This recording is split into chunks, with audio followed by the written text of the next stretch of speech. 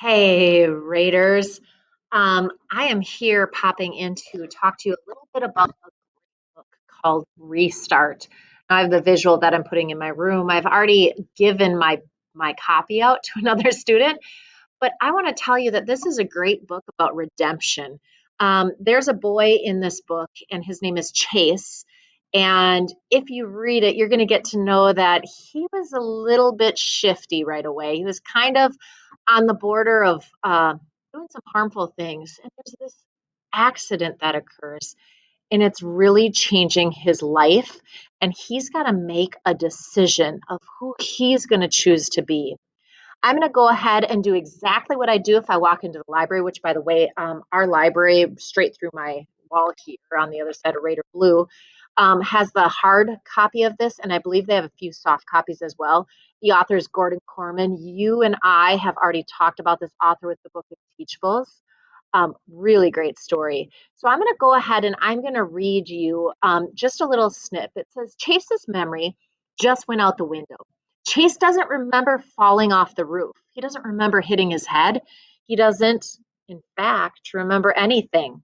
He wakes up in a hospital room and suddenly has to learn his whole life all over again, starting with his own name. See, he knows he's Chase, but who is Chase? And when he gets back to school, he sees that a different kids, they have very different reactions to his return. You see, some kids treat him like he's this hero, and some kids are clearly afraid of him. In fact, one girl in particular is so angry with him that she pours her frozen yogurt on his head the first chance she gets. Pretty soon, it's not only a question of who Chase is, it's a question of who he was and who he's going to choose to be.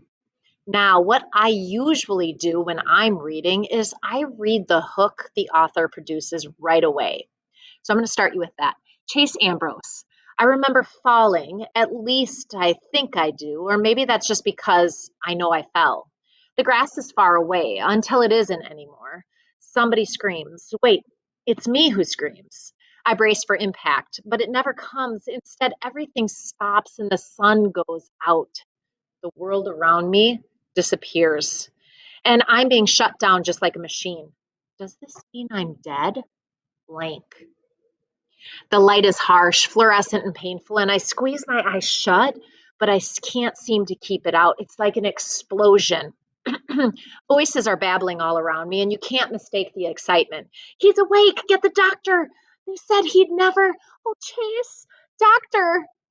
I try to make out who's there, but the light, oh, that fluorescent light is killing me. I thrash around, blinking wildly. Everything hurts, especially my neck and my left shoulder.